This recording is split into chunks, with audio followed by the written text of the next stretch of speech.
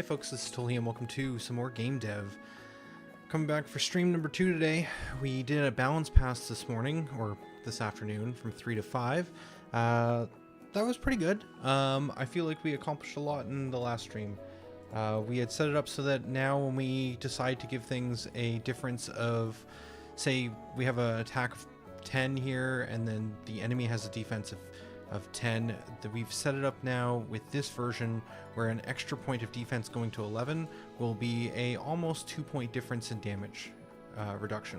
And I think that's going to be pretty good. And then this also means that as we increase attack, we'll also see a larger variance. If you don't know what I'm talking about, last stream I spent way too long on this sheet. So we're going to move on. But I was testing it and seeing how this new damage formula felt, and we found a problem with saving the skills. Specifically, when we reload the skills from a save, they're not getting loaded up correctly. And we're going to try and fix that now. So if we jump into here and take a look at unit state, it saves out a list of ability specs. But the ability specs are kind of like the actual class that controls the skill tree, and we need to break this down so that we're actually just saving out the information that is needed to be saved, not everything. And the main reason why is that we have this list of nodes. And this list of nodes, when it gets read back in, reads it in as a default list of nodes. But the problem is some of our nodes actually have some variation to them. So like we have a stat node that overrides the unlock function and actually modifies the player's stat values. And so we could write a custom deserializer to, deserialize the ability specs such that we would create the right type of node class, because they do have information inside of them about what type of node they are as an enum. So we could pretty straightforwardly create a custom deserializer. But I think this really points to more of a core problem that we probably shouldn't just be blanket saving out the entire ability specs, because they have so much more data inside of them anyways. And we probably only want to save just the information we care about rather than this entire class and all of its functionality. Therefore, we're going to pull the ability spec out, and depending on how I'm feeling, we might even pull specs out, or the statuses, the stats, the actual attack, defense, all of that out of the unit state as well, leaving it mostly empty, but we'll refill it. So let's start with the ability specs. I think main thing here is this currently has a bunch of functionality inside of it as well. And I know 2 weeks ago we did a stream where we literally took all of this information and stuck it into the unit states when we were building the skill screen, but I feel like that was a mistake, and the further we get into this, the more I realize it might not be the right call. The main problem I've been thinking about in the 2-hour break I had for dinner is where do we put this? Where is the right spot that ability specs should actually live? And I'm somewhat at a loss. I think we could potentially put it inside of the ability specs class, which is ability spec with an S. Ability specs is essentially a class that is just in charge of fetching that information from the backend manager. The main problem with this idea is that at some point the backend manager is going to need to grab a kind of snapshot of what the ability specs currently look like in order to save it out. And I don't know if we can gain access to this from the backend manager. So that's step one. Let's investigate that. Where does ability specs live? What is this mono behavior and how does it get created? It looks like in Heir of Embers, which is what this unit factory, it used to be added there. Same with the team manager. How does it get made for... How does it get made for infinite retries? This is also for Heir of Embers. So is there an example? We were looking at the wrong one. That makes sense. So if we look at the infinite retries version, it looks like it gets added here to the unit. And we recreate this unit every single time we enter into a scene.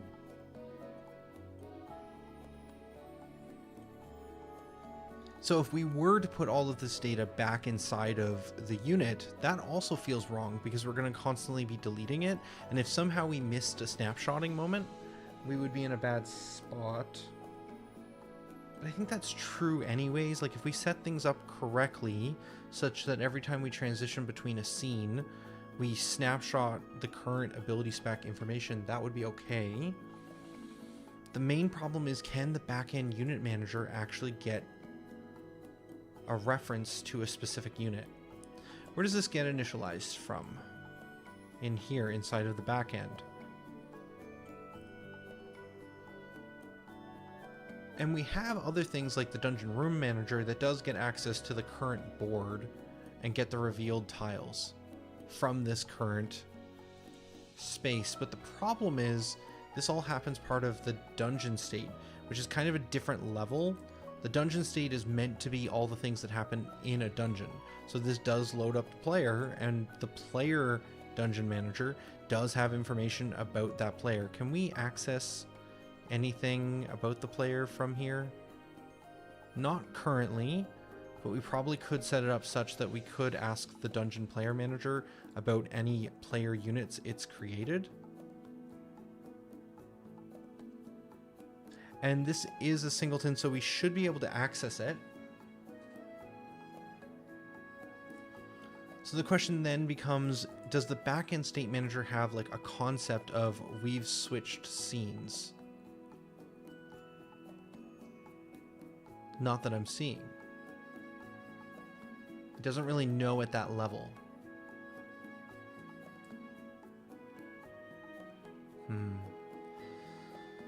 So there is a path here. There's a path where we essentially create a... No, this one. Here. Thank you.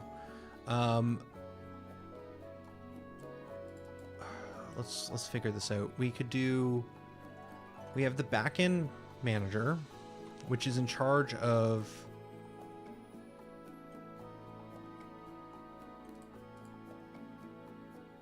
I want the header. There we go. This is in charge of all information that is saved for all time. And the idea of the dungeon state manager is supposed to be that it's for all information that is saved per room, is the idea of it. I think there's still a missing concept here, which is like a run manager, which is all information that is saved per run, but that's a different problem for a different day. And so what's happening right now is we have this concept of the dungeon manager, which is creating the unit. Switch up Peaceful Seas because it has a bit of dead time in between each run. No, that's too ominous. Sure. Glimmering Petals. This has a unit, but it's like the actual unit, the walking around unit. Like it's the actual like game object. And then the backend manager is trying to save the unit state, which is like the data essentially about that unit. And we do need to send this information across. In fact, if we take a look in here, yeah, so this is also a representation of that. So we have the unit, which is a scene object, and it has stats and ability specs, and it gets this information from the backend, and all of this stuff lives inside of the unit state.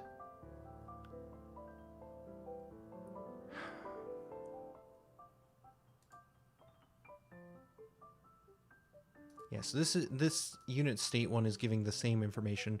Let's try and rework this here so it's kind of in context a little bit more clear where the different stuff is living. So this has stats and ability specs currently. And then the unit object also has a stats class, and then it has ability specs. So if we take a look in here, this one, let's drag this down. And then the inside of the ability nodes,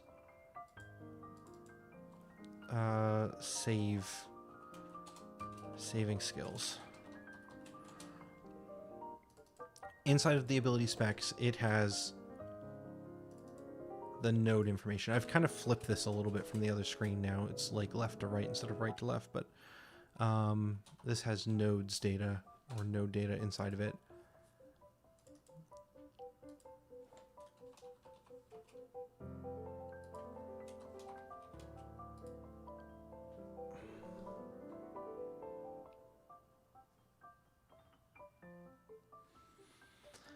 So I think what I'm trying to get at is I think I'd like to have it so that the list of ability specs lives inside of this class, underneath of it.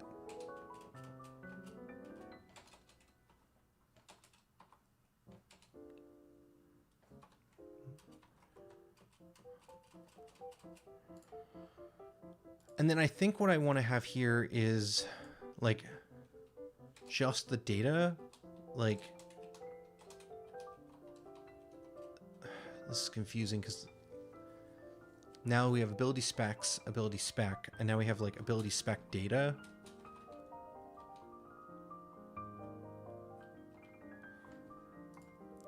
But I think this is what I want to try and get to. The problem is this information only exists per room. And so we'd have to rebuild the ability specs every single time we create a unit.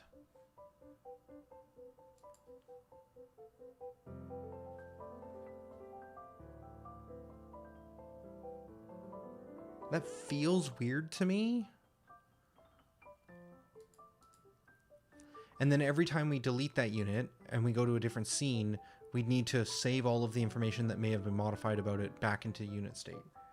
Which would be fine if we were constantly doing stuff with this, but we're not. We only really ever modify this information as part of the Goddess Realm. Like, there's one specific part of the game where this gets modified. Otherwise, it's never accessed or changed.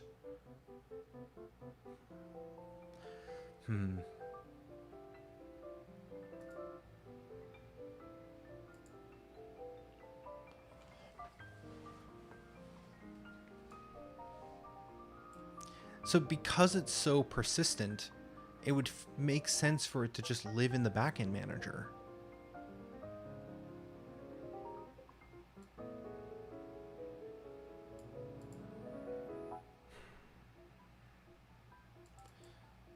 So the other option is we let it live in the backend manager, but we don't let it live inside of the unit state.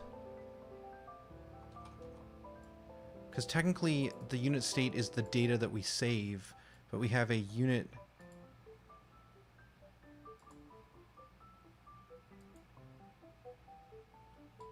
We have a backend unit manager.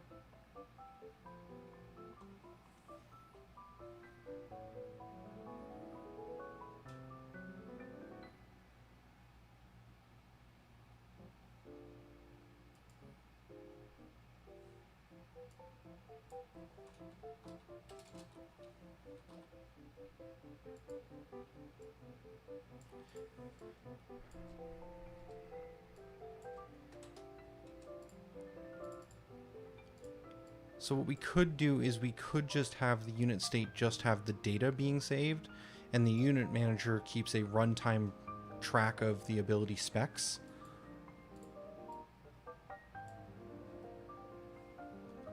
Which could still be accessed from the unit object.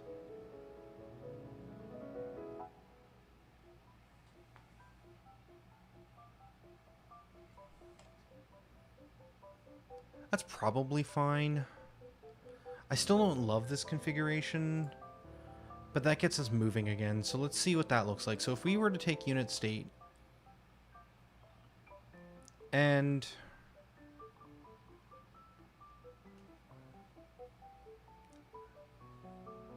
this is still kind of valid. It's just no longer the unit state. It's really more of a new class, which is like unit state, like live state. I don't know. It's the unit data.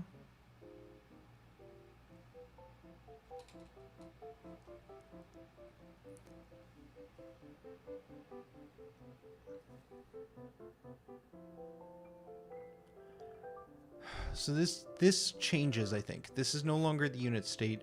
This chunk of data with the ability specs in it and has its logic, I think is like something more akin to like the unit.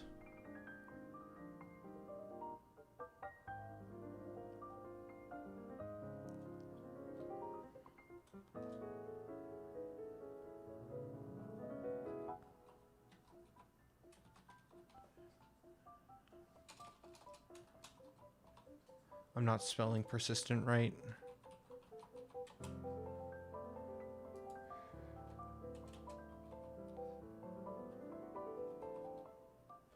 Not at all. Wow. Okay. Google has saved me.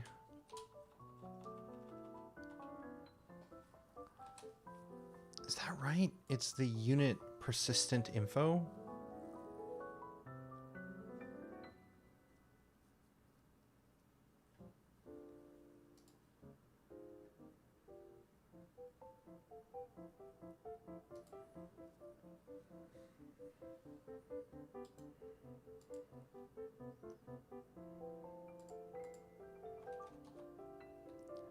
And then we have a new class which becomes the unit state, which is what we're actually saving. And this, I don't think, contains any of this information. We need to figure out what it's containing, but I don't think it's any of this. So then unit persistent info, what is it? It is information that we want to persist about a unit between rooms and scenes and runs. It's just like data that should always be around, and we don't want it to be deleted and reused constantly, but it's not what we save.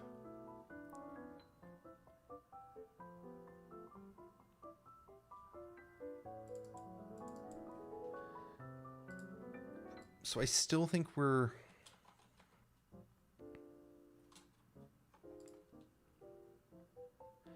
Is there a better word than persistent info?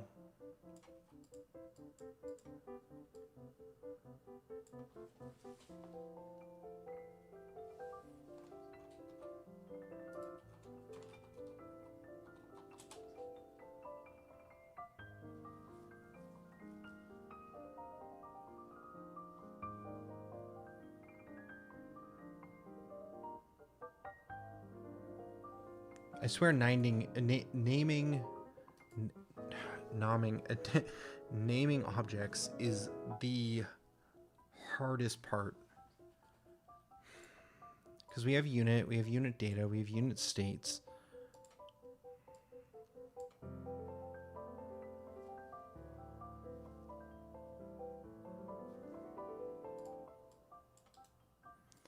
Is it data that's bothering me? Or info? Should it be unit persistent data? And then this, I still think exists as an accessor, because other things are going to get the unit persistent data.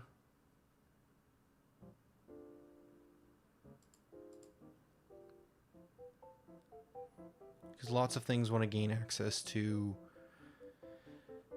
the ability specs. Okay, let's go with this. So we're going to have unit persistent data, which is something that is accessed. This get unit state gets renamed to be the same as this. Just the name, not the whole function, please. Thank you. And then this is no longer called the unit state. this becomes the unit persistent data. And then what we save out is not this though. We're going to save out the unit state, which is the actual save information that we want to keep track of between the, like, in the actual player's save file. So that's going to go here. And then instead of this get value, I think we have to have another one. And this one is not public though. This one is private.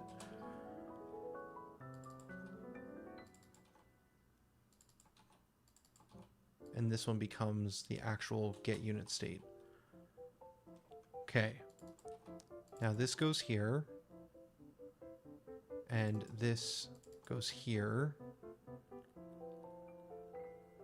So we're still saving out to the unit state. But now all the stuff where things we're accessing is getting this persistent data. And we should still be adding to it and modifying it in all the right ways. So we add to the ability specs, and then this is getting called from a couple of different places, but mainly the back end. In fact, I guess we could just do this. That's a little smaller. And then this is used in 14 places, including the ones we just modified. Let's do find references so we can read this a little more clearly on the bottom. So this is mostly just the initial start ability screen, adding the 3 starting abilities, and then the ability specs, getting access to and setting the information here. Does set ever get used? Or do we only ever reference? We only ever reference. We never actually set data this way. That's fine. And then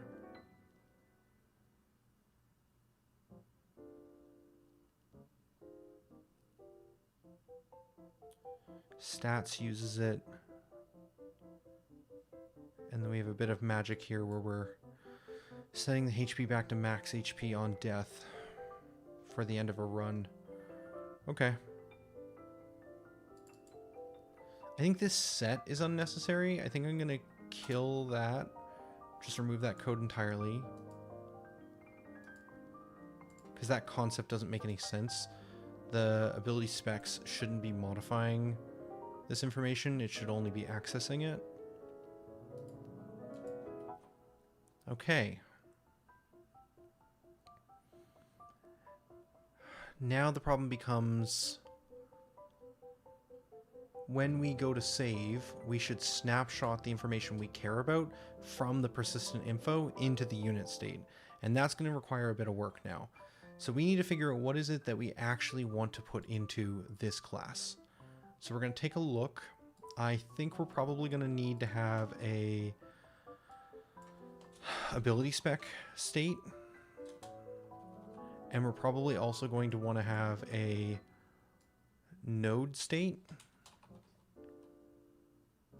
And I think the unit state is going to have a list of ability spec states.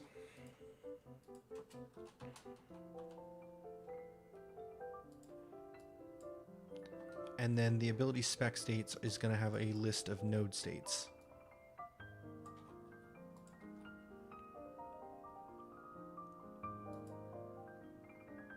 Now like I said at the beginning of the stream, I don't think we actually add the stats back in.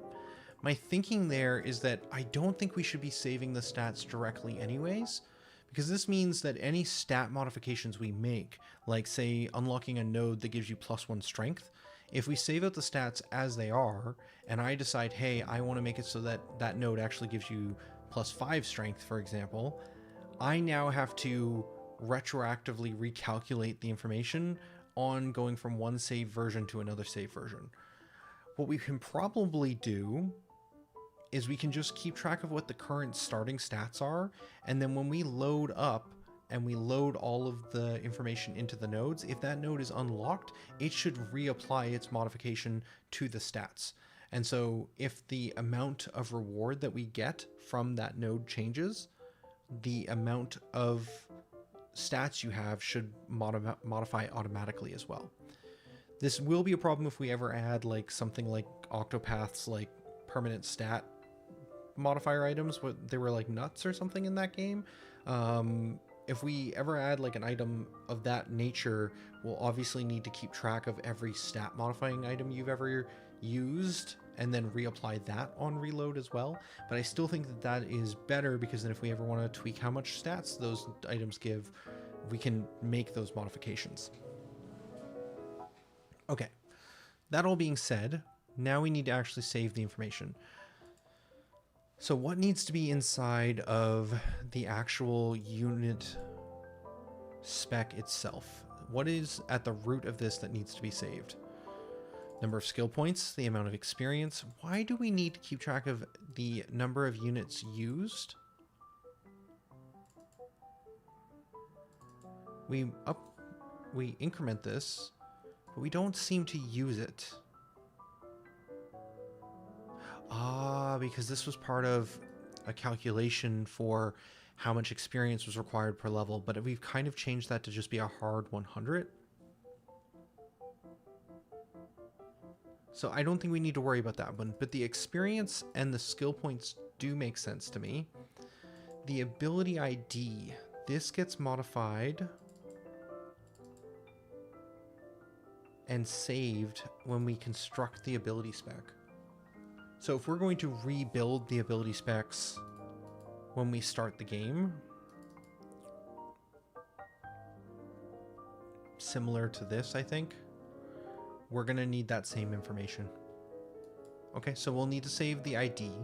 We shouldn't need to save the name, that can be regenerated, but we'll need to save the ID. So so far I'm seeing these 3 stats need to be kept track of. These values I think also matter. Is equipped right now is a bit of a wonky system, but are we actually using it? We are. We don't have the kind of mastery system set up where the abilities are equipped. This was more for Heir of Embers. We are using it. We probably should save it just in case.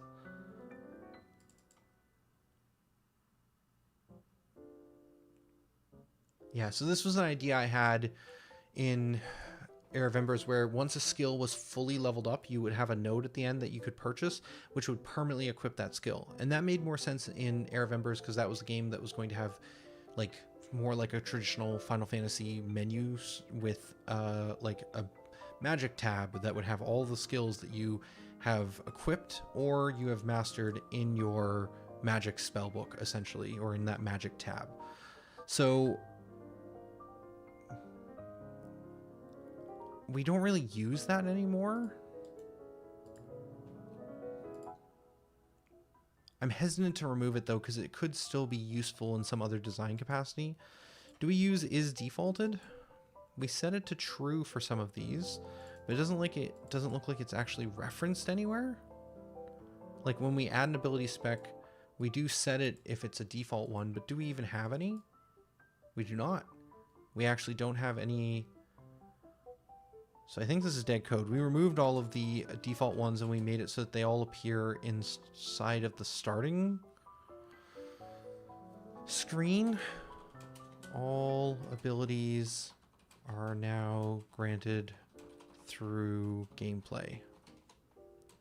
Starting ability screen. So then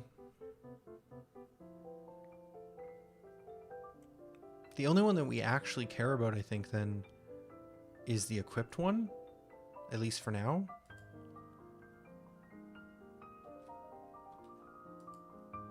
So then, let's make it so, inside of here, we will grab the 3 pieces of information here. We will save those. But they don't need to be getters and setters. These can just be straight values in this situation. Okay. And then we need the... Oh, I grabbed one too low. I wanted this one. Not this one. And I don't think these need default values either.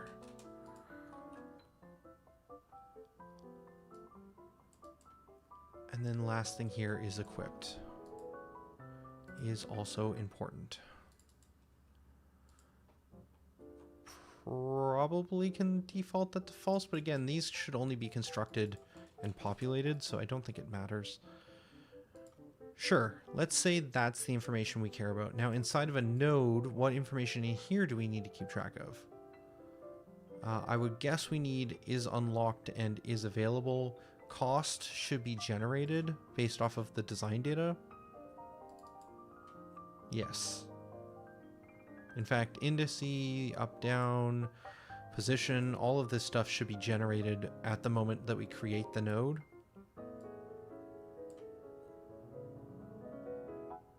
Node type. This is coming from node data. Where do we construct these? Normally we construct these as part of this create node function. And this comes from here. And node data comes from the node ability design data, and the transform comes from the ability template. So we loop through both of these. These lists need to be identical in length. We found that out yesterday. So realistically, oh, this takes in the unit persistent data. That makes sense because we need to modify the stats. Okay. So when we construct a node, most of this information should just come from the ability data. The only thing that's really not coming from that is the current state of whether or not it's unlocked.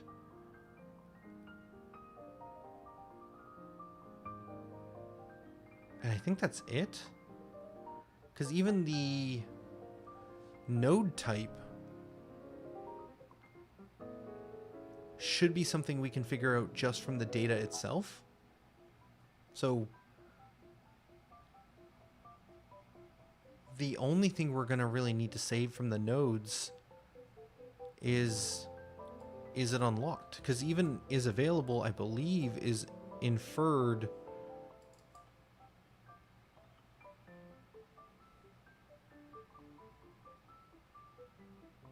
Yeah, this is a little wonky. I remember working on this a couple years ago and not loving this design, but yeah, essentially as we go through the population, we're setting and unsetting the is available. So that is dynamic as part of our UI system. So that value isn't going to be modified. Yeah, the only thing that I think isn't derived from the existing design data and should continue to be even on save load is the unlock. Because even, well, this probably is actually...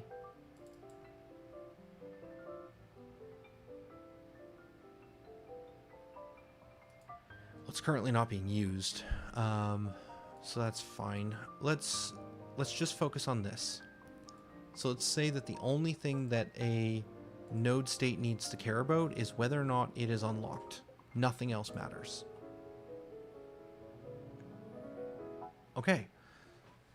So that all being true, when we go to save the game, what we need to do is we need to populate this. So we're going to need to...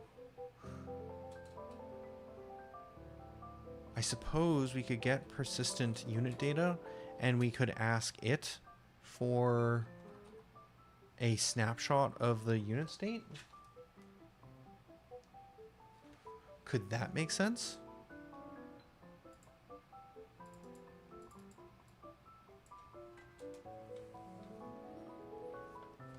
Is there anything that we're actually saving at this level other than just the ability specs? Not yet.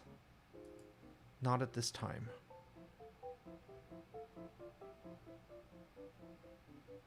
I'm going to go back and take a quick look at some of the other managers that we were referencing.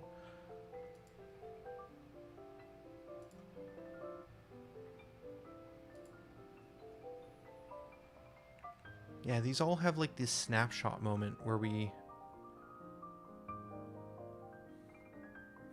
This utility function's a bit wonky, but it's essentially tracking which scene we're in and getting the data or setting the data based off of the scene. But that's really just a more specific thing for the dungeon managers.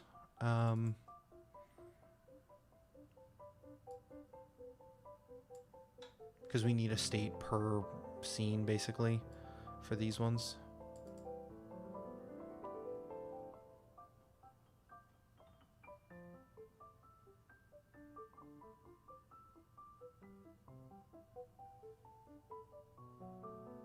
I think it could make sense to ask the persistent manager to handle this for us.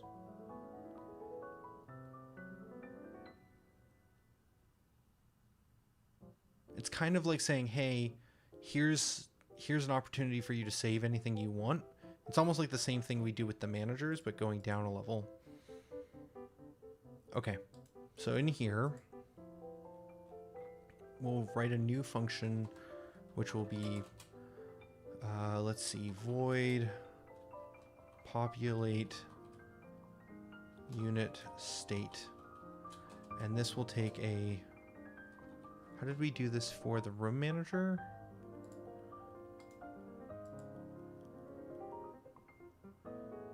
We did an out.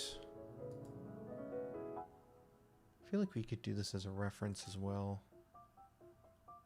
We could also do it as a return. Yeah, do we really need to take any information in here?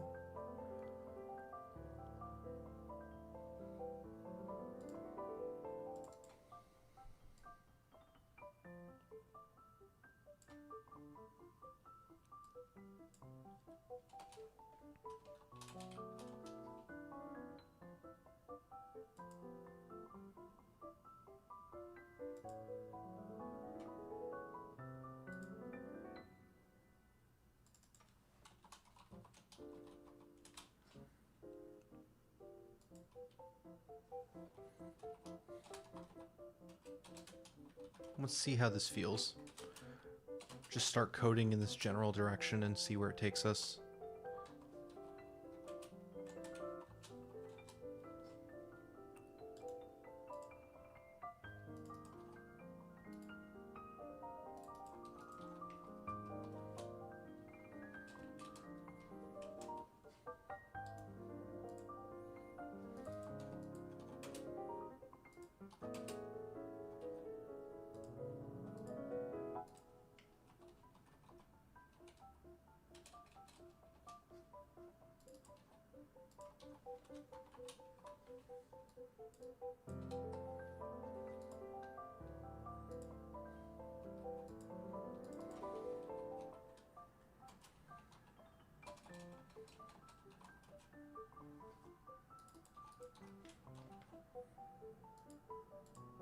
That should resolve most complaints.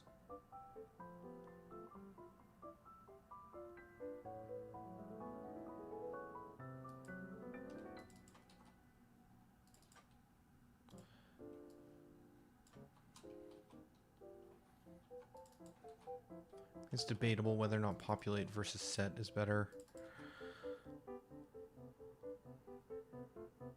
Probably set in this, or get in this situation, because we're asking it to get a unit state that we can save out.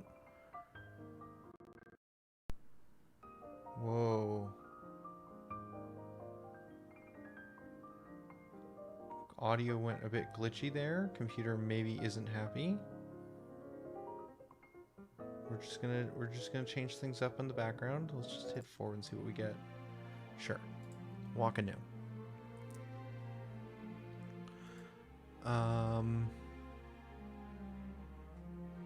This is live, that's live. Everything seems fine on those fronts.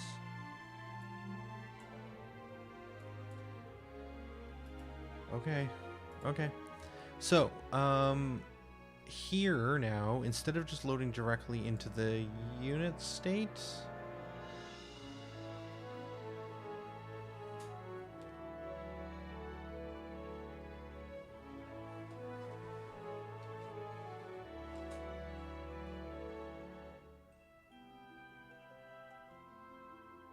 should this just live inside of the persistent data? Is that the natural progression we're finding?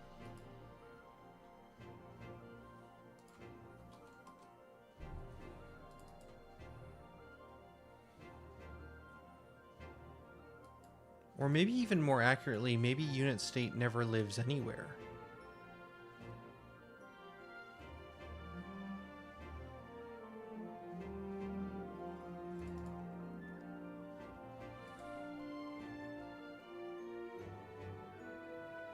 Because I think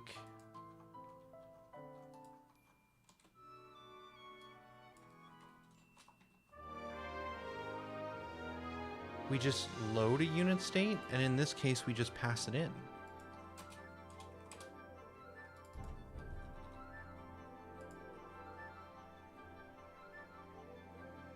And then we'll just use whatever we loaded to repopulate the persistent data class. Yeah. Yeah. So it is simply a class that does not exist anywhere, but is just generated to be saved out, and then loaded in just to populate this class.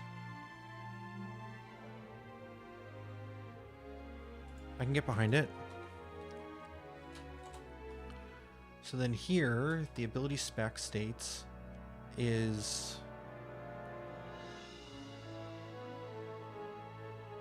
going to need to be initialized to a list. And then from there, we can start adding states.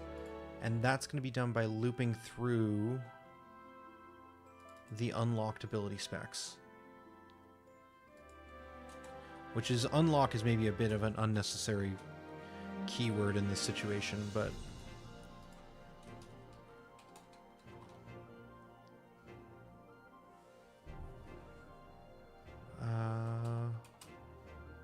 also welcome Magnus.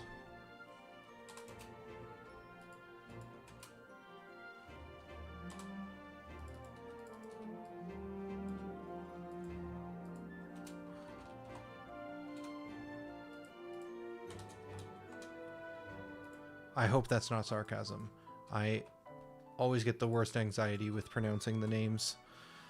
It is one of my worst abilities. One of many. So we want to make a add new ability spec state, and then we will just do an inline constructor here, and we will set the ability ID equal to this value.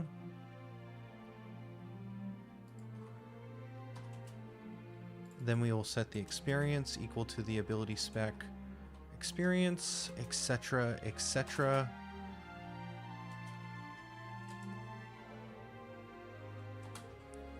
And then we will new line some of this to make it a little bit more readable. Not a lot more, but at least a little bit.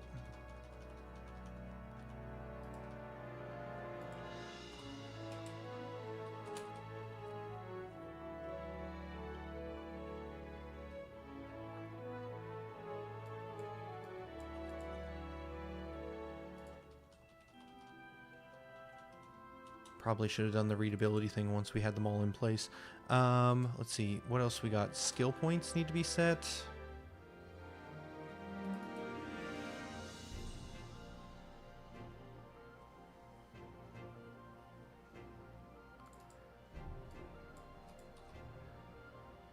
And last thing we have is we need to set node states, which I suppose we should probably generate beforehand.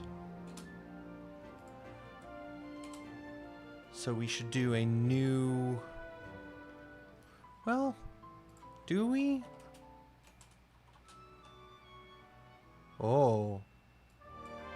Well, that's way more readable. Thank you, Visual Studio, for correcting me.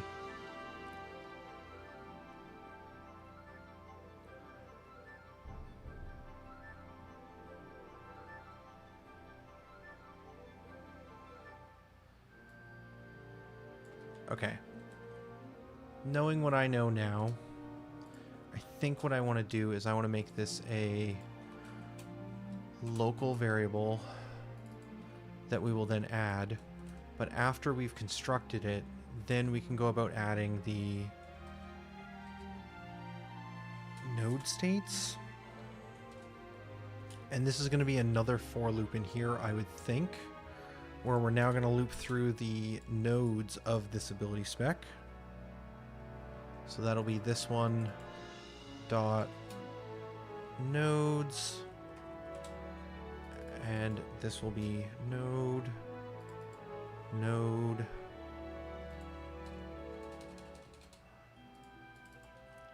and here we'll be adding a new node state with an inline constructor that only really cares about whether or not that node is unlocked.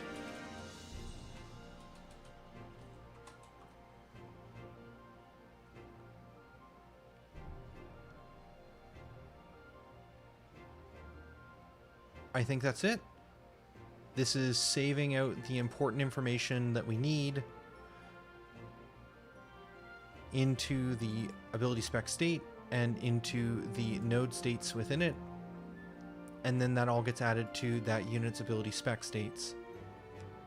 Now when we need to load it, we're going to need to do the same thing in reverse. So we're going to do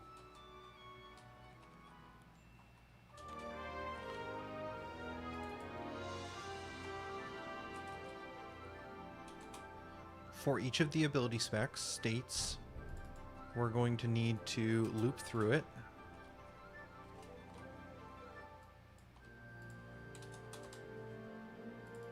And we are going to need to get all of this information and populate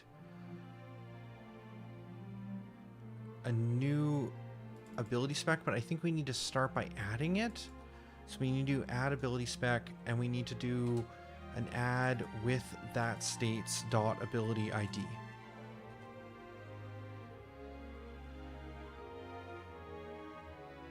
Okay, and I think we might want to add a return here, that when we add one, we can get a reference back, because we're going to need to do some stuff with it here. So we'll hand this here.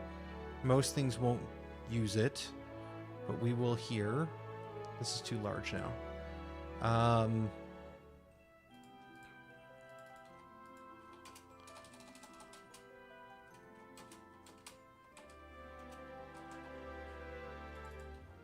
Because we're then going to need to do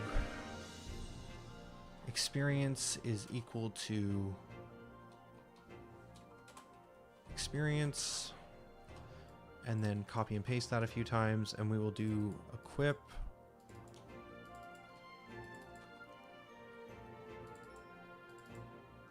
I want to do that down a level. Skill points.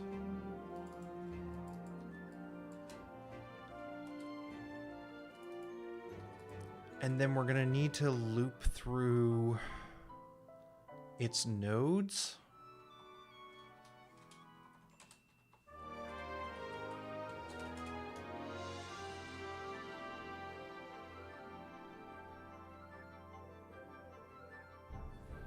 Oh, this one's tricky.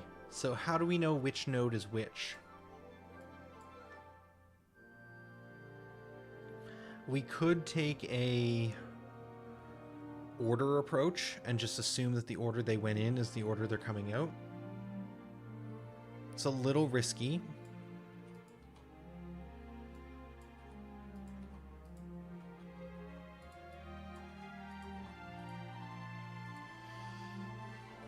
Do the nodes themselves have any kind of ID system? They have an index.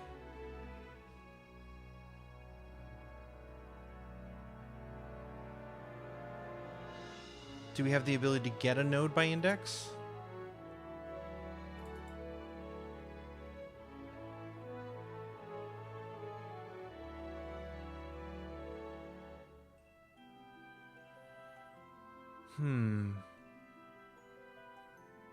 We don't really, but we could make one pretty easily. I feel like just... This feels like good future planning. We could just assume that the order is the same, but I kind of like the idea that we actually look at the indices, we loop through them all. If the indice matches, then we set them to unlocked.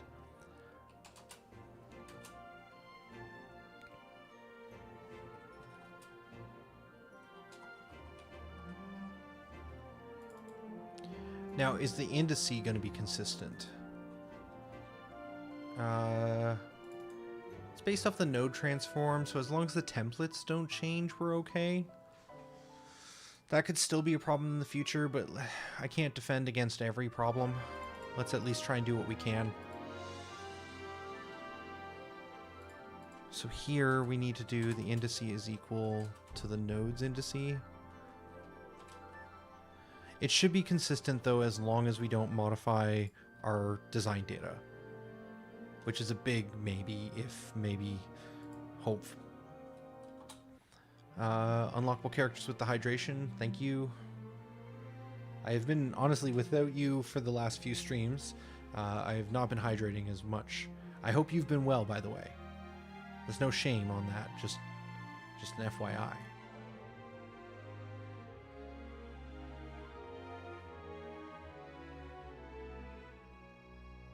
That's not meant to be a guilty thing either. It's just meant to be a thank you. Okay, let's see. Nodes, node, in.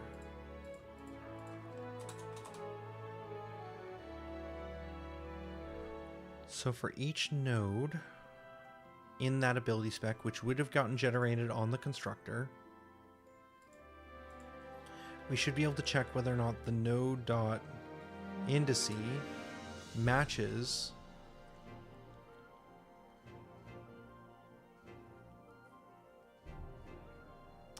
that's fair.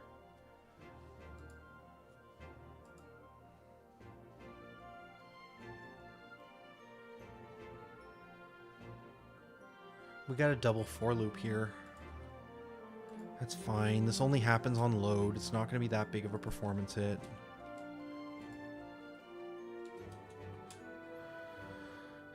So we're going to loop through the ability spec nodes, and we're going to loop through the state nodes. And the node states are going to check whether or not their indice is equal to this specific node's indice.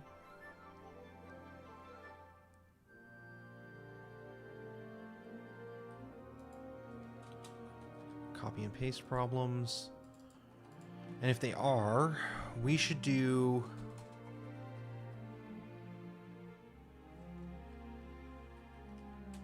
the actual unlock call.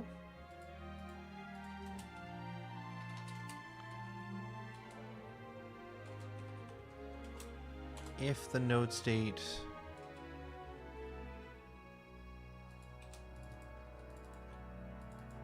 is unlocked.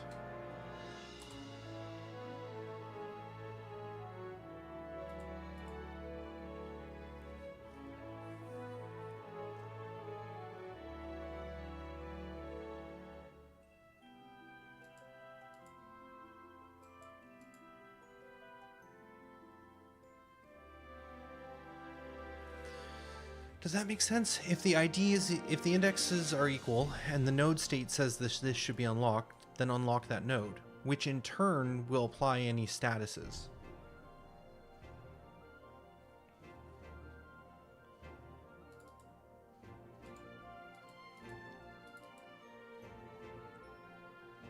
And the stats will be initialized by the default constructor.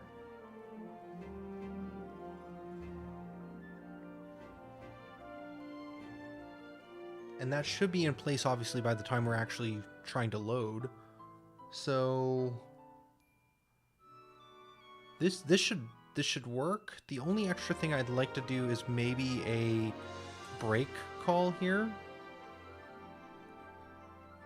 I think you typoed ability there in the method name.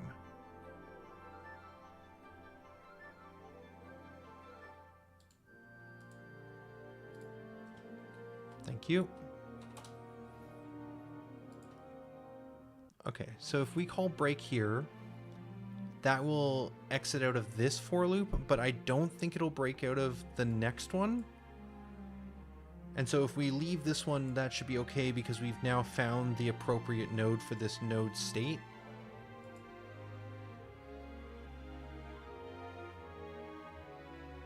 I think this should work. I might want to debug it to make sure this operates the way I think it does. Break plus for each loops and embedded multi-looping stuff gets confusing. Yeah, okay. I thought so, but sometimes you're never too sure. I like to be extra cautious these days. Well, I don't know why I say these days. I just like to be cautious. I think this should be it then. So when we load in a unit state, we'll take a unit state into the unit persistent data. We'll loop through its specs. We'll try and rebuild ours to be the same.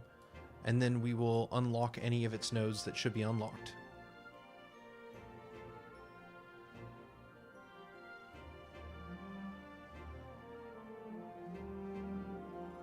Okay. I guess we test? So the bug that initiated us to go down this whole rabbit hole of reworking the save system for the skills was because when we loaded a game and then unlocked a new skill node, it was treating that node as a base node class instead of the appropriate stat node, and therefore it wasn't using the overrided unlock. But now, because we're not saving out the entire ability spec list and all of its data underneath, instead we're only saving out the important information we need and reconstructing all of those nodes, it should now work. So here, this now needs to be, I think instead of setting here, we're doing a get unit persistent data dot load unit state with whatever the unit state we deserialize. We're still at some point going to need to do like save versioning, which I think with this system won't be too bad. Instead of try get out unit state, we'll probably do try get out version 1 or version 2, and we'll see if we find the old versions and then have to write a converter. But those are not the demo problems, those are full release problems that I will have to deal with and wrestle to the ground eventually, but not today. Not today. What else we got for background music? Passive Fox. Alright, we'll go with that. Okay, I think this should work. Let's try it. Where'd Unity go? Unity! We're gonna need to make a new save, because all of our old save stuff is gonna be completely broken.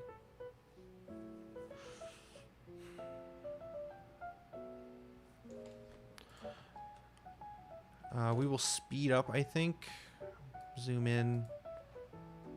Well, no, it's fine. We don't need to speed up. Go through the initial cutscene. Ooh, you know what? That's a small bug. If I hit A as the text is coming up, it skips the dialogue instead of popping the dialogue to a fully read state. There it didn't. Okay. So if you hit A while the text is scrolling, it finishes the text. Like that. But if you hit A while it's reading out the character's name or the dialogue is still in the process of updating, it doesn't? Small aside, we're going to go write that one down in PureRef. Bug? I'm going to make that a bug. That is not a polish. That is a straight bug. And we're going to reuse this image for reference. Hitting A while dialogue is appearing skips text rather than completes it. I think I spelled all that wrong. Yeah, it's hard to type when you can't see. Well, if I was moving slower, maybe it would be okay. Okay, that's PureRef done. I want to get better about keeping track of all the little things like that. Because I feel like otherwise I'm gonna lose them. Okay, so we can fight this enemy, but I really want a save file that's a little further in. Because I don't want to have to watch that dialogue tutorial every single time. Can't get me, slime. I'm off. I needed to increase their speed. That's another thing that I think I have written down already, but I'd like to do a pass on the AI. Maybe tweak them so that they don't only have one turn, but they actually have multiple turns like you. I think it'll end up adding a lot of like value to like things like shove if like they have to take a turn to walk back to you, otherwise they attack you twice. Or are you not familiar with PureRef, the glory and magic that is PureRef? So PureRef is something that I've seen a lot of artists use over the years, but I tend to find it quite nice just for tracking things. So if I take a snipping of something, what was that? Okay. Oh, I see. I just hit the multi thing. But if I take a snipping of something and then I just like paste that in here, it's now an image. And then from there, I can like drag that to be any size, and I can copy and paste those. And if I have two of these selected, I can do like a images arrange optimally, and it'll like try and arrange all those images for me. It's meant to be for keeping track of reference stuff. The other nice thing about it is you can anchor it to always be on top, or pin it to on top of a specific window. So even though we're in Unity right now, it's staying over top. So very useful for when you're trying to draw something, but you want to be able to reference and zoom in on something and be like, oh, interesting, I want to try and replicate or, you know, use that idea, and like, you know, the shading is really interesting here or whatever. I'm not an art person, but it's very handy for when you're trying to just like use reference. PureRef, it's fantastic. It's also by donation. So this isn't an ad. You can just download it for free if you want to give $0, or you can support. Okay, so if we come in here and we look at Slash, we don't have any points for it. Oh, we died. Okay, well, let's walk all the way back. Now I'll speed up, because we're just running. Oh, that breaks things. Okay. Okay, we'll go through the whole thing again.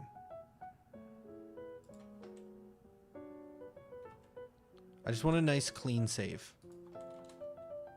to make sure this is not a problem with the save system or anything. Or I want to make sure the problem, if there is anything with the save system, is not related to some weird operation of going in and out. I just want a fresh save. Can't avoid this slime very easily. I mean, actually, maybe you can if you align it up on the left side. And we've given ourselves an enormous amount of time for debugging. So yeah, here if we stop, we should be able to then continue from that last autosave.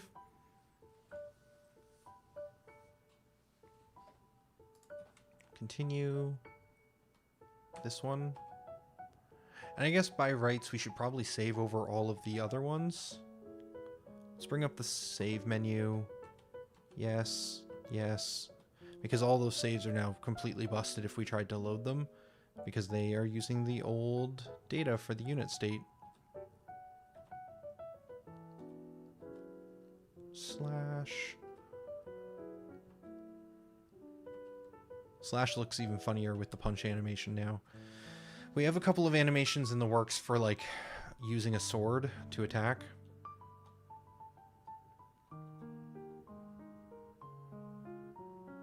It missed. I get some more experience on Slash before we die. Okay.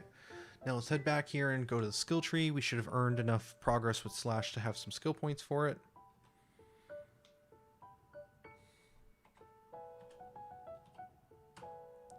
And the stat increased. Okay, so that is working. Were there any other errors other than the player dying? The player dying always gives some semi-warnings more so than errors. So we have 8 defense. If we were to go on another run and then load in, this should autosave as we start a zone. And then if we load that save, we should have the attack, and that node should be unlocked. That's probably the more interesting thing to find out, is that working? So if we go back in, the skill tree in the Goddess Realm should have the node unlocked, and our stat should be 8.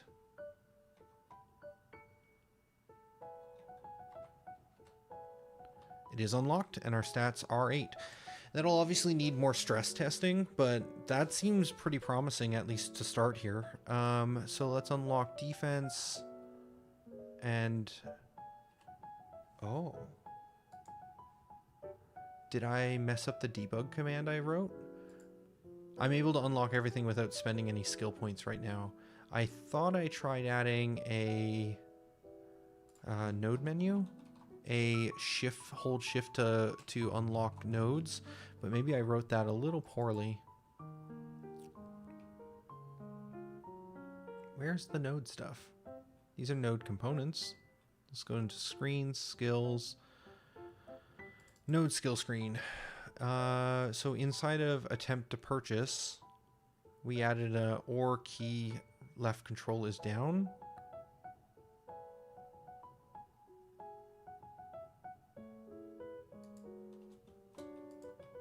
There we go. That's the weird part.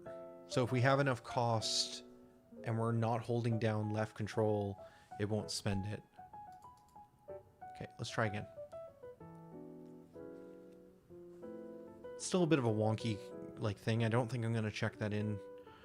I think it's not worth it. It's too dangerous to leave in. Let's load.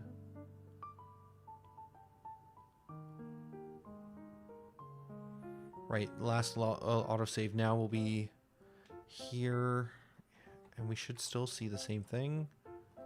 We do. We didn't actually change rooms, so even though I bought stuff before, I hadn't autosaved, so this is still correct.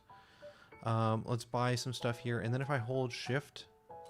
Oh, right, not shift, control. I can buy stuff without lowering my points. Okay, cool. So now let's unlock... Oh, Bash has a cost of 0. We should fix that. But if we unlock Bash, that now appears here and has a very similar looking tree, but slightly different in that it has slash and shoot on it and unlocks Bash v2. I'd like to change these up and build some new extra kind of layouts for these. Which I guess, again, based off what we talked about with the ordering, will break the game. Or break the saves files specifically. I think that's fine. We're still at a stage in the demo production where it's going to be okay.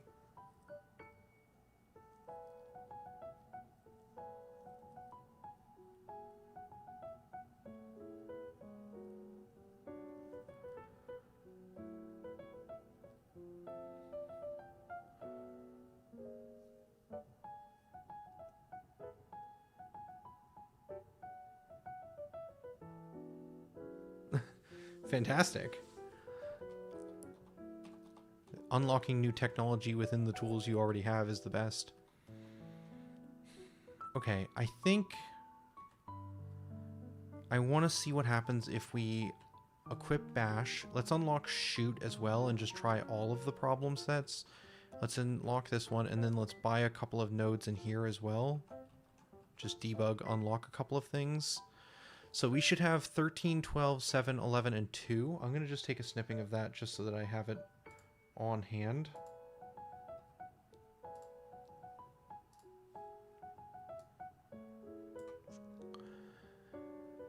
And...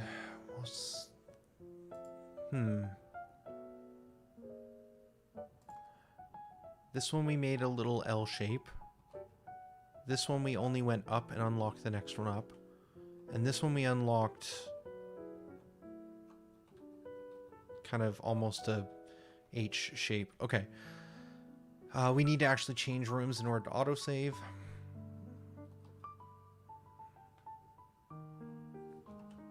Okay, this should autosave as soon as we load in. I mean, technically it autosaves before we load in. It's in the dark screen between rooms. At some point I should add a little autosave icon.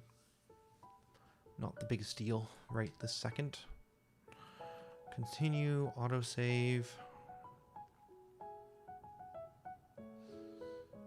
I'm also thinking about other problems I need to write down in PureRef. So if we debug return to the Goddess Realm.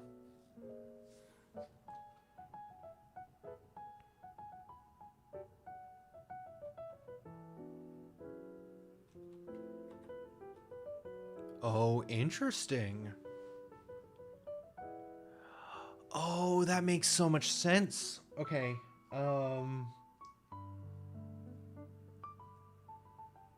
Okay, so what's happening is that we're re-unlocking the bash node, which is giving us a new bash skill, which doesn't care that we have multiple. Wow, okay. That's actually interesting because I didn't even think about that, but technically you can have multiples of the same skill within my system because nothing cares if you want to create another ability spec with a new skill tree for a skill you already have. That has implications, not for this game, but that is interesting. That's very interesting, but not for right now. Not for infinite retries. I'm not scoping or feature creeping, but that's neat. Now, to solve this problem, though, how do we make it so... And this is because we have already added all of those nodes, or all of those ability specs, because we have to save them all out. I mean, probably the easiest thing to do would be to add some sort of value inside of unlock. It's not part of the inode. The inode interface is just for the menu navigation stuff. If we were to add a is save unlock, or maybe is it load? Is save load unlock? This makes some sense to me and would allow certain nodes to decide whether or not they wish to do their unlock behavior or not.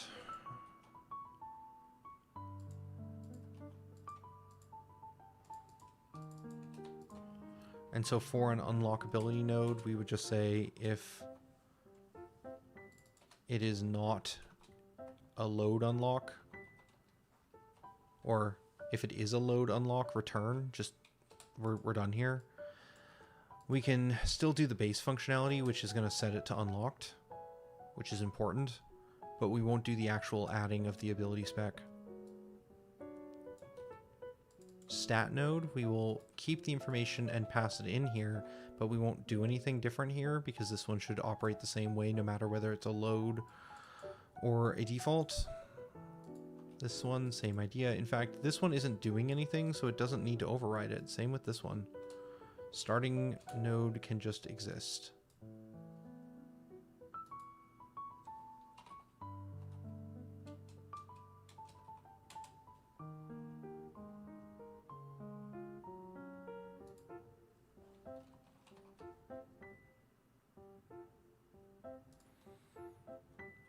Interesting. I guess in theory this is just false. It's not going to do anything. Here...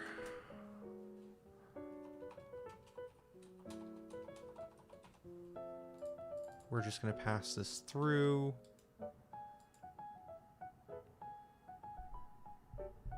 If we were saving this information, I think that we would probably want to skip this. So we will. Well, I guess because we're not, it's fine to keep it. Sure. And then lastly, ability improvement is something we don't actually have set up yet, but probably one of the next things I'd like to do. I built it for Infinite, or for Era of Embers, but we never actually got around to it. The idea with this one is that you could have an ability, it's a node that improves the ability that in the skill tree you're in. So an example of an ability improvement node could be increasing the power of this ability. So Slash may start with a base power of 10, but by unlocking a ability improvement node, you may increase the power of that skill by, you know, +5 or +10 or +15. And that will make the skill itself stronger, but it's not permanently increasing the power of the unit. But again, we don't have any of these yet. So really, the only ones that kind of do anything right now are the stat nodes, which modify the player's stats and need to be reapplied every time, and the unlockability nodes, which do not need to be applied every time. As we build more of these, I think we'll get a better understanding of maybe how this should be set up. But for the time being, I think this will fix the issue of generating extra copies of the abilities in the list.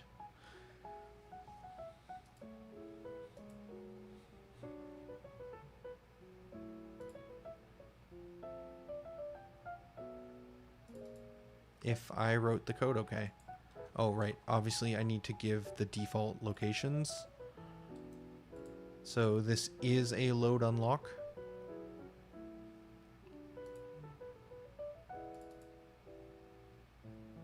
And this is not. All right.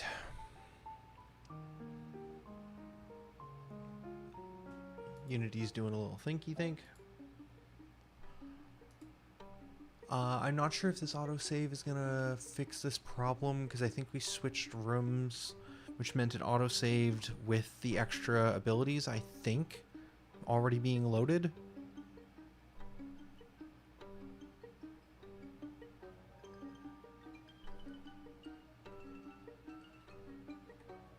Yeah, okay. But if we hit continue from one of the permanent save files, we should be back into a good state.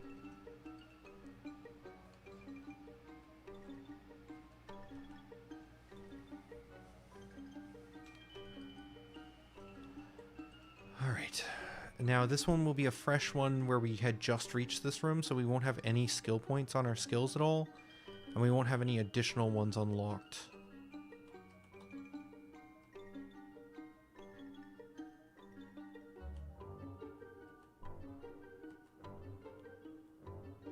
I'm also going to take a snipping of what's about to happen. Well, it doesn't really come across very well in a single image, but still going to add it as a bug. This is more of a bug than a polish. Death. Oh, didn't mean to bold. Death animation interrupted by idle is what I'm pretty positive is happening there. So I need to modify our animation import system, probably in some way. Okay, so we gain some levels in Slash. Gonna just fight until we get taken out.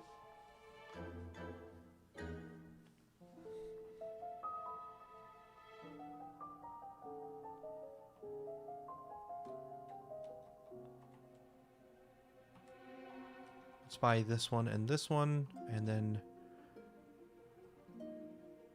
buy a couple of stats. Ooh, this is a fun bug. Or maybe it's a feature. Depends on how you think about it.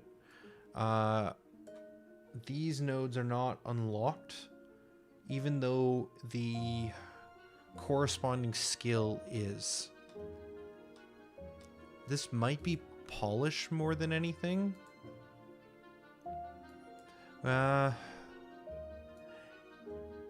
It's a feature because technically the system doesn't know that I'm trying to unlock multiple nodes from the same location.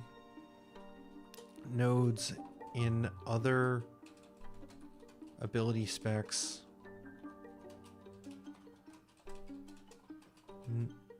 Other unlock ability nodes in other ability specs not unlocking when the ability is unlocked elsewhere.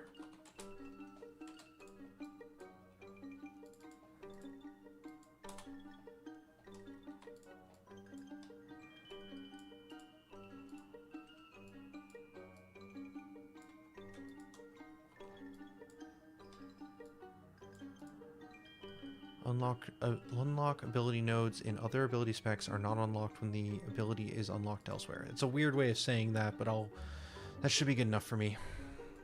Okay, so let's unlock a couple of things in here. And then let's unlock a couple of things down this way. So that one's all the way to the top section. That one's all the way to the bottom except for the final node, because that node unlocks a skill that doesn't exist. And then this one's just a kind of T piece. A sideways T. Let's both try making a save, because I'm curious to see if we save without switching rooms, if the information is maintained, as well as let's change rooms and autosave. Okay. I'm going to start with loading the permanent save I made, because I am very curious to see if the save system is going to work correctly there. It should, because it should fire off a... it should fire off the save at the moment that you hit I'd like to save over this slot. It'll reload you from the last position you spawned in at, but the information should remain the same. T-shape, top, and bottom, and we have 13, 12, 7, 11, and 2. I don't remember what that was. We didn't take a snipping this time. And then we'll see what the autosave is. It should be identical.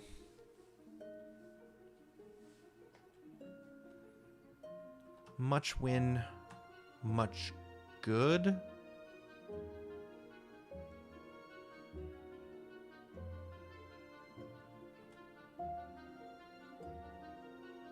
Sorry, I'm thinking, did this overwrite? It didn't. Okay, we're still spawning here. Right, we don't autosave on load anymore. So the autosave wasn't overwritten for just entering the previous one. If we had changed any rooms at all, the autosave would have been stomped. Yep. Yep. Yep. And those stats look the same to me. Okay. Cool. I'm gonna call that pretty good.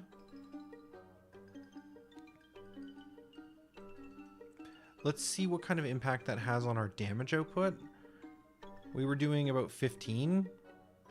Which is kind of a bug in and of itself we should dig into.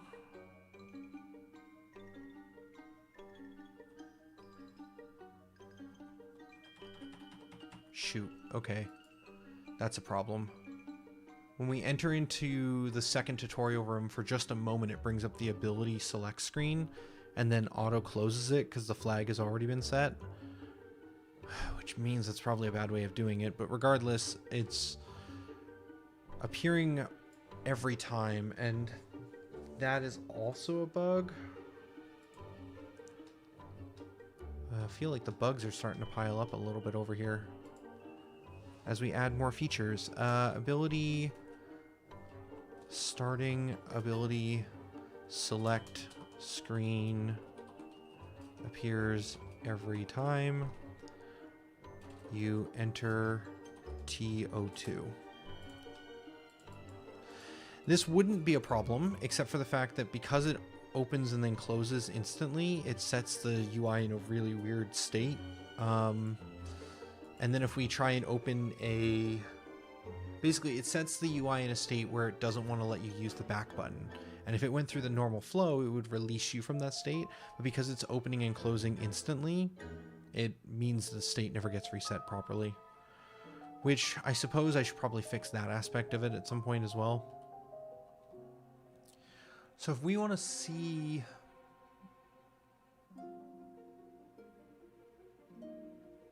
Huh. Interesting, actually. I think that bug might prevent us from... Ooh, got it. I got it. I know how we can get past this. It's a bit convoluted. Hello, Amorphous, on the YouTube side. Things have been good. We are getting very close to being able to test things. Just getting fought a little bit along the way with some of these weird, smaller bugs. But for the most part, we're getting close to being able to have the character load in, gain abilities through the initial tutorialization, and then be able to level up those skills, gain stats, and we're kind of getting the damage formula all figured out as well.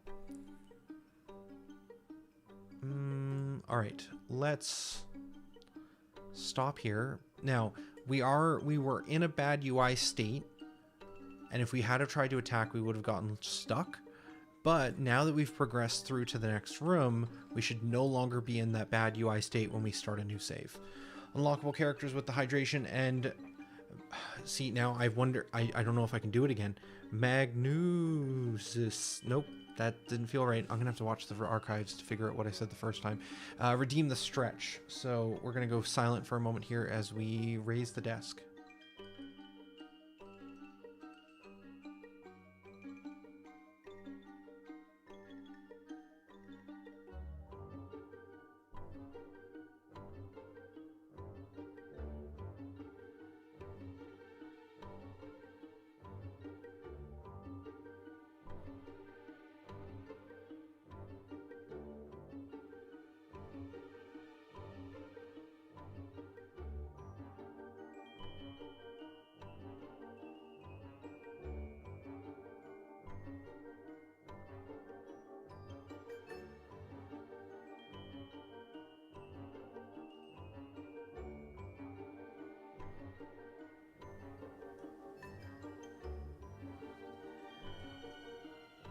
Did we not? Okay.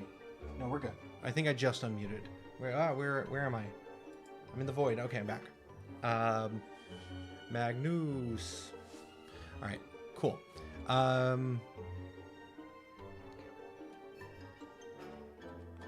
Okay, yeah, we can slash. Oh, wow. Okay, we do 99 damage now, which is 1 damage away from killing them in 1 hit. I mean, to be fair, we got a lot of stat upgrades by cheating. But that still feels like a lot, going from 15 to 100. I'm feeling pretty good. Amorphous, haven't seen you around in a little bit. I hope you've been good. Hope work hasn't kept you too busy.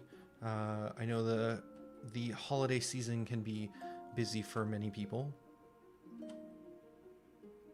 Yeah, okay, that feels pretty good.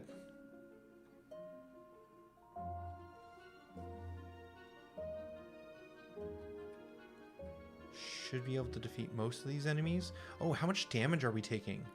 Did we get many stat nodes in defense? I don't think we did.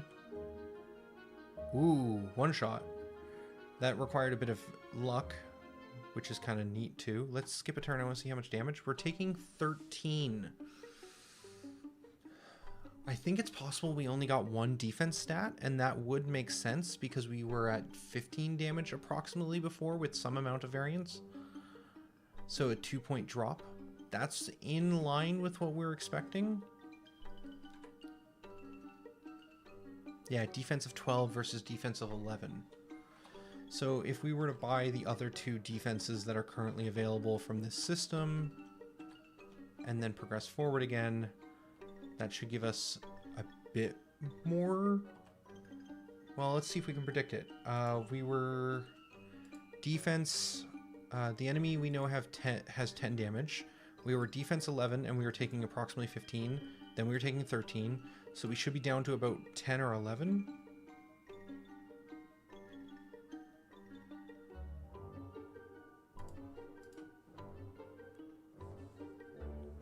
Oh, what's going... Oh, this mic is not...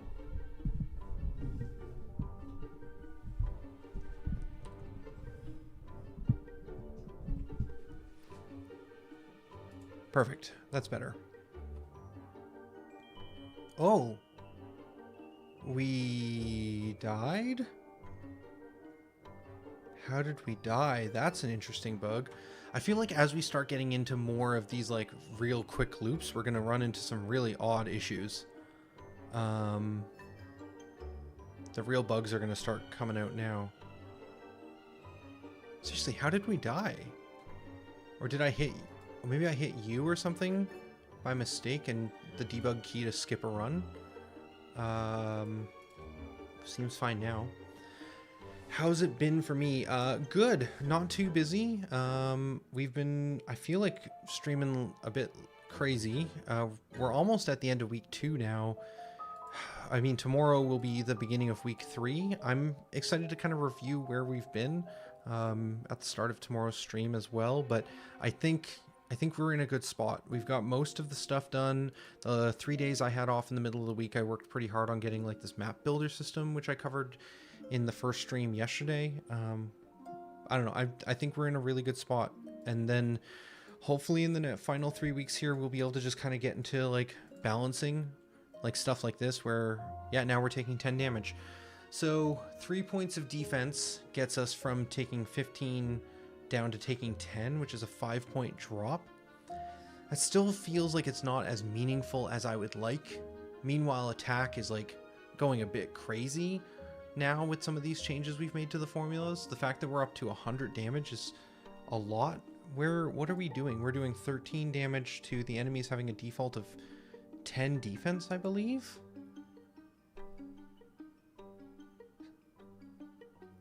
Oh, you know what it probably is? It's probably the power value. What's the power on slash? Because we copied the heavy attack. So what is your power value?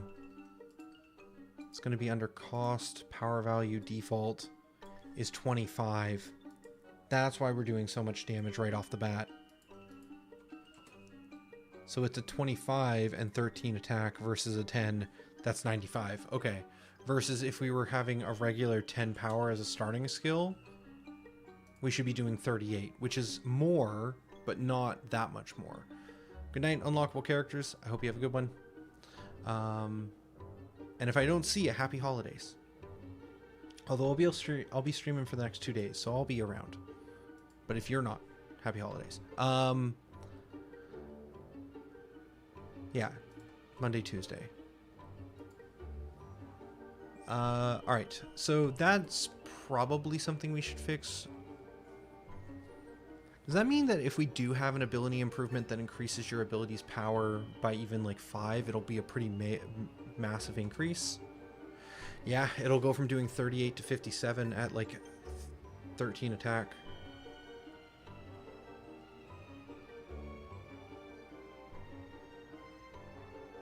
Yeah, I feel like the attack feels so impactful. Like you're getting a couple of points of increases on things and all of a sudden you're doing some pretty major damage. It just feels like the defense stat, even with all of this work we put in the last stream to kind of narrow or to increase the margin between values, it still feels a little low. I mean, the easy thing to do would be to change it so that this value here is a little larger. That would help increase the...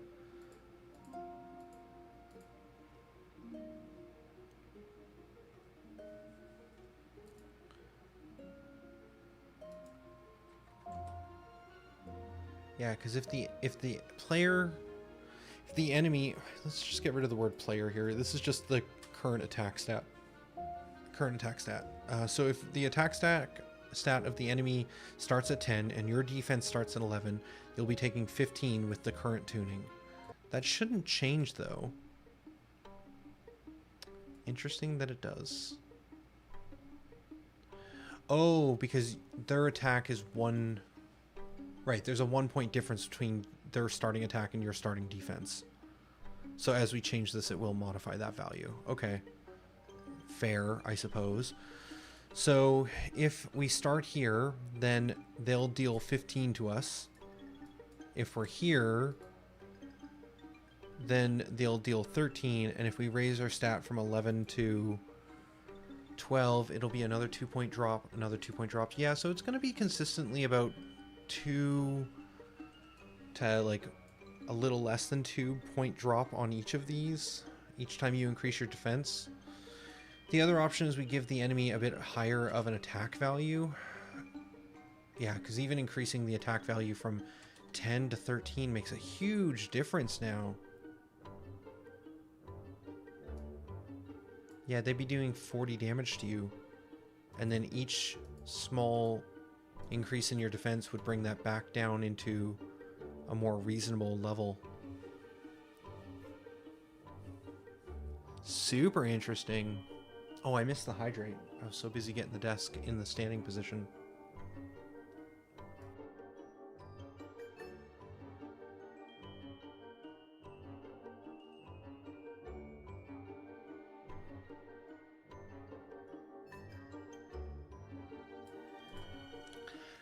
Yeah, so I think there's a couple methods here. I think if we want to have it feel like more of an impact, we could have the player's starting defense stat be a little lower, so we could leave the enemy at 10 attack, which is relatively high to start with. And then if we say you have like, ooh, even something like 9 defense to start compared to 11, you'd be taking 20, and if you upgrade it twice, you'll be down to 13. That feels a lot better to me. Seeing it go from like 20, which is a whole number, like a 20 feels like a nice threshold in the brain of like, okay, 20 damage, that's two, and then seeing it drop down to a 10th digit of 1 would feel a lot better. Okay, so maybe we want to start by, rather than trying to tweak the formula, I guess we're getting into balancing now, we want to start balancing the stats of the enemy and the player. So, in theory, we should be able to do this without breaking the save files because of the way that we set things up. It's not saving out all the stats anymore, it's now just saving out the stat modifications from the skills.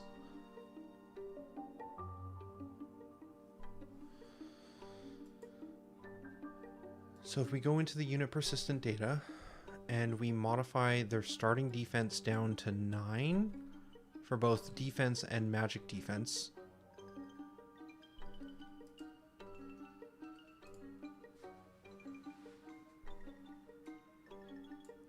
And the enemy stays at an attack of 10.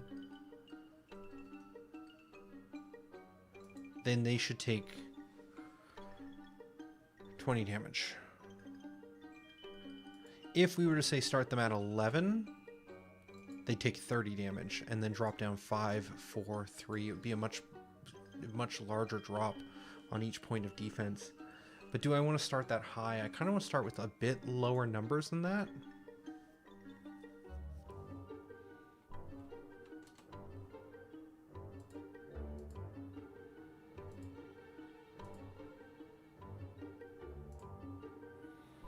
Interesting. The other option is because we could just do some weird power numbers. Like I was thinking I wanted to go in increments of 5 or 10 on the power changes of abilities, but if we did something like 13 even, what does that do to the numbers? So looking at, say, the enemy having 11 attack versus the player starting 9. Let's just highlight this because this is what we're thinking about. Give it a nice bright blue. No, that's too bright. So if this is the defense we're thinking about giving the player and the enemy starts with 11 attack, they'll do 30. If we gave them a bit more, they do 38. If we bring their attack down to something more reasonable like 9, they'd be doing 18.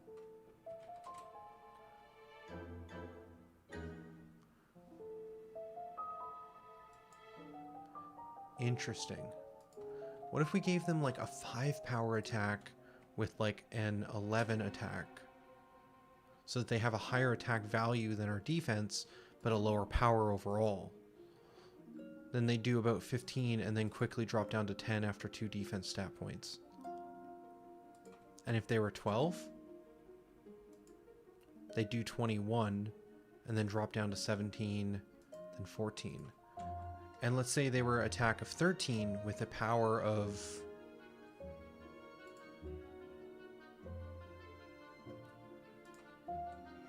even say like 3. Yeah, it's this constant problem of like wanting to scale the values and these manipulators such that like we want the number to be a large gap, but I want it to start with a kind of number around 15 to 20. And we can scale it up so that there's more of a gap, but then that also like changes the values to be too high.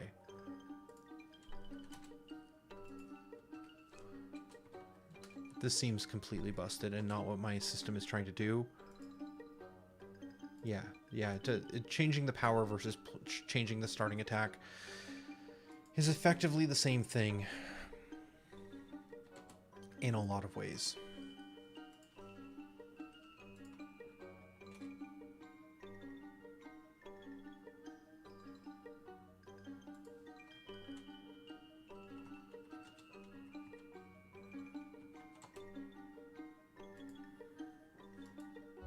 Yeah, I don't want to start at 42 damage per hit.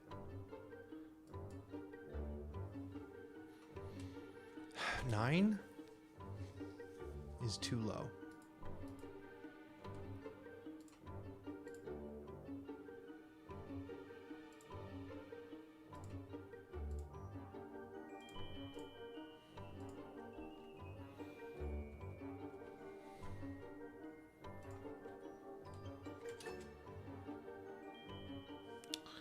Ten versus 9 might be a good starting point.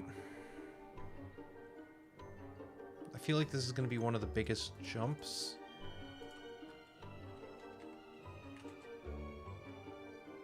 This could work too.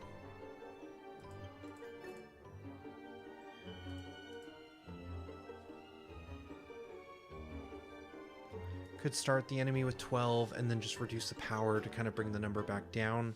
But I do like this is like, I think this 3.8 drop here is one of the biggest net changes based off of the defense stat we've seen. I can play with some of this stuff off camera. I don't know how interesting this is to watch for me just to change one or two values and then hum and haw over whether or not a number is large enough or not.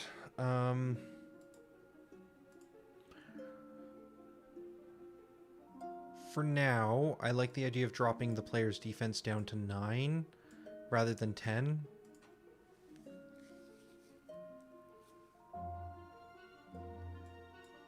Let's look at it the opposite. So now let's think about the player's attack. Let's do a little bit of work on that. So if the player starts with 7 as their attack, and say they have a power of 10 to begin with, which seems pretty reasonable. If they're attacking an enemy with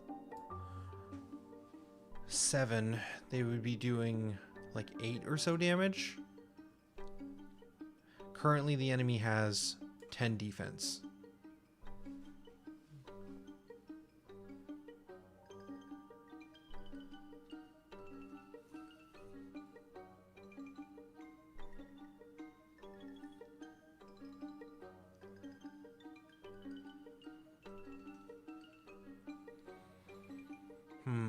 Interesting. I kind of like some of these lower numbers a little bit as well.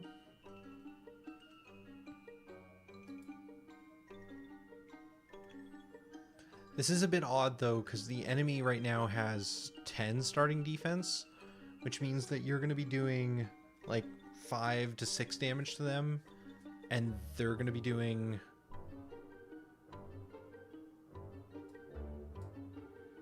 Well, I mean, what did we say?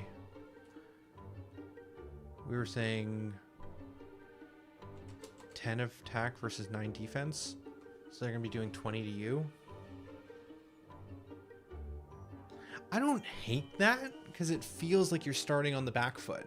Like, I'm coming down, I'm getting isekai'd into this world, I feel like I'm going to be really strong, and then this slime is, like, hitting me for, like, 4 times what I'm hitting it. But then, if I start at 7 with 10 power, if I get, like, even 1 point, that's giving me, like, 4 more attack. Well, I guess the enemy starts with 10 defense, so really that's only a increase of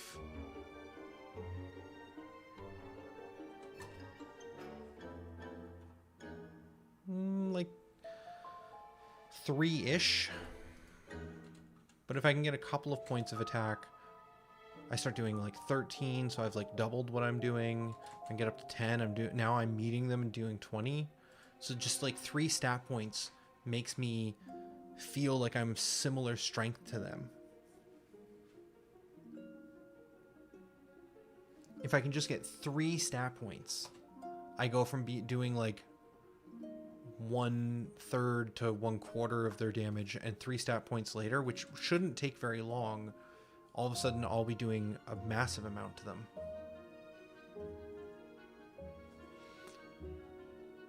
Okay. I like the 7 attack, 7 magic here. We might do magic a little higher to start, because you will be a little behind on that. We don't give you any magic skills right away, but that again can be fussed with once we actually start getting magic in the rotation. Let's go take a look at the enemy stats again. Yeah, so they're just a flat 10 across the board. That's probably fine. We tune the player over around the starting enemy, although you'll never see their stats.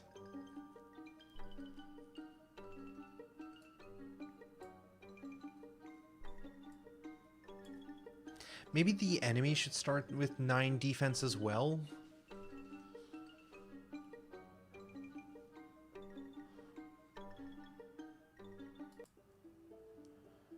Yeah. Because I've been looking at this number the whole time. If we start at 7 and we're hitting here, it's 4, 10... Yeah, by the time I get to 11, all of a sudden I'm doing more than them. But before that... Wow, that's a crazy breakpoint, actually. Once you go from doing 10 to going 1 point over to 11, it's a pretty big swing. You go from 17 damage all the way up to 24. So it's a 7-point increase. Didn't see how long ago your question was, Amorphous, but how you asked how hard is it going to be to avoid getting hit? It's a good question. It's another aspect that we're still trying to figure out. I kind of like the nature of every time you load into a zone, any tiles revealed cause the enemy to immediately run towards you. Right now the enemy simply just does a move action and an attack action. And once they have performed a move and an attack, they just end their turn. But they can't do, like, say, if they don't move, they can't, like, get 2 attacks. I'm unsure about whether or not I like or dislike some of those ideas. Drixie and I are talking about the idea of maybe making it so enemies don't even become aware of you until you get within a certain range of them, which will make it so you'll not get hit as much from that. There is the concept of hit rate. Currently you can get missed by an attack. It's, I think, a 5% chance, but we could kind of lean into that a little bit more. Eventually I want to give you like the shove ability to be able to push the enemy away. And that would matter because I'm also debating, instead of having them have that move and attack, actually give them action points similar to you, so that if they don't have to move, they can attack twice. And then like moving away from them or pushing them away has the extra benefit of essentially negating one attack. But for right off the beginning of the tutorial, I would expect there isn't going to be a lot of ways to avoid. Gaining those avoidances will be part of the progression system that makes the player feel like they're becoming more powerful, if that makes sense. But it's a good thing to be thinking about. It's tricky because this isn't something I can just be like, let's just put some numbers in. I feel like I want to plan it. And this spreadsheet is feeling very powerful now. I'm loving being able to see some of these changes. It just feels like I'm still missing an axis here, where like in order to see how attack changes, I kind of have to modify this value. I can't just visually see that information. So there might be more graphing to be done here at some point, but like graphing attack versus a fixed defense, essentially the inverse of what we're currently doing, could also be valuable at some point, just to see how the player is, because right now this was built with the idea that we have a fixed enemy attack and we're trying to see what increasing our defense stat feels like. But we should do the flip as well, where we have a fixed enemy defense, and we see what increasing our player's attack stat feels like.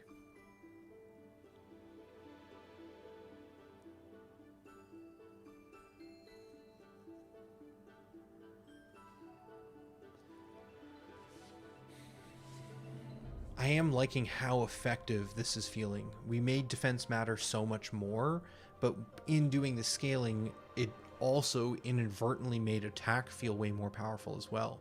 So if we have this enemy at 10 and we're doing 24, and then we get one more point of attack, now we're doing 35. And it's almost like every time we get an attack point, we're like doubling or 1.5 times more damage, which is going to feel really good, I think. The trick is going to be laying out enemies such that they get progressively harder, and timing that such that as you're gaining progress with your skills, we're not leaving you in an area with too weak enemies for too long.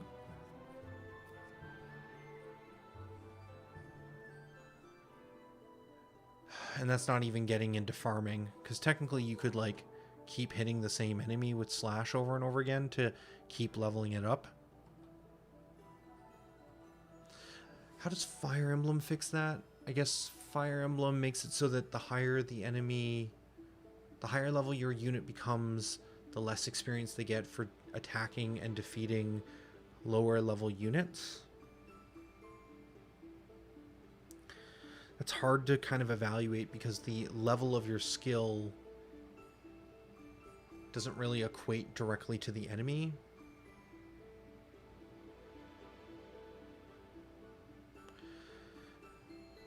Amorphous with the comment in YouTube, lots of playtesting might be the key to this just to get the feeling right. 100% agree. And I think that's like why we're trying to get to this demo, is I recognize that like I haven't really done a JRPG in my career before. Working in games for 15 years, this is just not something I've done. I've balanced other stat-based games before, but never a JRPG. Specifically, I'm willing to say that I've done like some idle game stuff in the past, which is a very different problem set, but also involves a lot of spreadsheets. And so that's part of the reason I really want to get to a demo by the end of this vacation period, with 2 more weeks on the books here, so that we can start getting some of that feedback. Even if the game isn't finished or in a state where I feel it really should be shown. I hate showing stuff. Like, this doesn't have floors or props. It looks bad in my mind, but also in order to get feedback and build interest, I kind of got to do the thing, got to show it in the not great state as we continue to build it up. So yeah, getting the demo to a point where I'm happy with at least a first pass of numbers, so that we can get feedback on how the progression is feeling and whether or not you found a way to break it completely open, I think will be super important. Also, trickily, I will need to figure out a way to acquire that information as well. I haven't really given a lot of thought to that. I mean, there's a simple way of like, hey, let me know in Discord, but we might want to put in some sort of like analytic hooks to see how far players get or something. But I don't know. I just don't feel like it's worth the effort. But putting out a demo and not getting any data back is also probably a big waste of effort too. So I just don't love the idea of putting in the analytics. I'm not even sure what data I want. I don't know. Anyways, we're coming up on the top of the hour here. We're been streaming for 2 more hours. I feel good getting the skill save system up and running, which is what I named this video. And beyond that, we've started playing around with some of the tuning values. I'm going to keep poking at that somewhat off camera, but also kind of in the streams tomorrow. So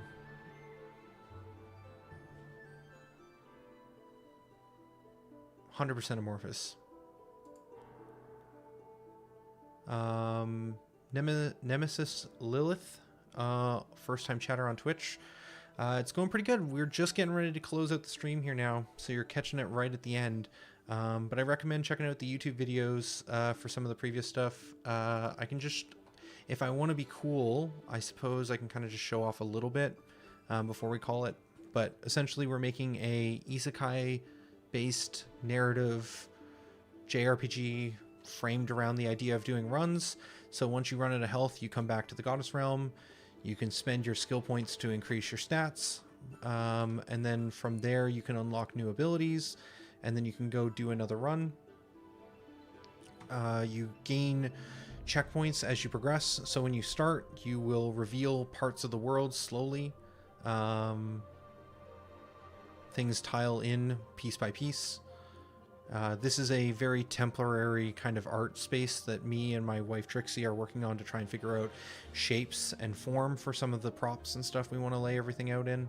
And as you progress through, eventually you will gain access to another checkpoint, which will allow you to progress further in the game. So you'll do runs slowly revealing the world and trying to figure out where you're supposed to go next and getting stronger and being able to beat enemies more easily. And then once you gain that kind of knowledge of exactly the right path to walk and the ability to defeat enemies without taking as much time, which right now I've debug given myself like 2,000 like hours of time or minutes. I don't think, yeah, they're going to defeat us again before we can get to the next section. But eventually you'd be able to gain access to the end of the tutorial area and room 001, which is like the first starting area, or the first checkpoint essentially after the tutorial. And once you gain access to this area, you'd be able to interact with this statue to be able to get another checkpoint, and you'd start here on the next run, and then you wouldn't need to go through that map area again. So another thought, or another way I've described it, is it's like a roguelike but with a persistent map. But it's, again, the run aspect is confusing to folks for sure, because it's like, it's not like you're trying to do like a build or like a deck build. It's just like a JRPG where you're trying to make progress forward. You just happen to need to replay some areas multiple times as you gain information. This area is also way more art decoed. This is definitely more closer to the art style that we want to get to, but Trixie is kind of finding that this is a bit muddy with the bush design specifically, and that's really bothering her. So we're trying to kind of find a middle ground between the stuff I was showing in the kind of tutorial room 2 and kind of this one. But I still like this as a really clear like representation of I think the type of vibe we want to go for. Something a little darker and grittier.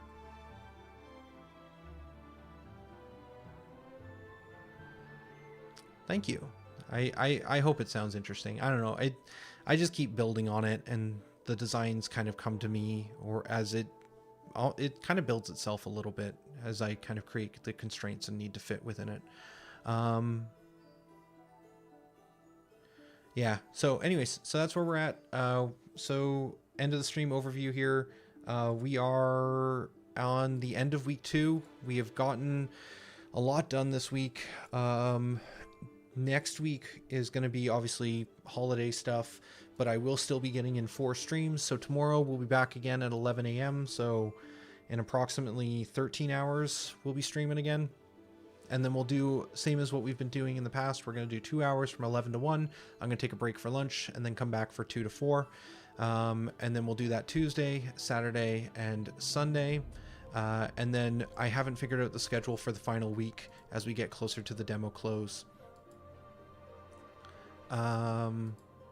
Yeah, we will pick it up again tomorrow. And thanks for everyone for coming in, hanging out. Appreciate seeing new faces. There's been a lot of people coming through. Check out YouTube or Discord.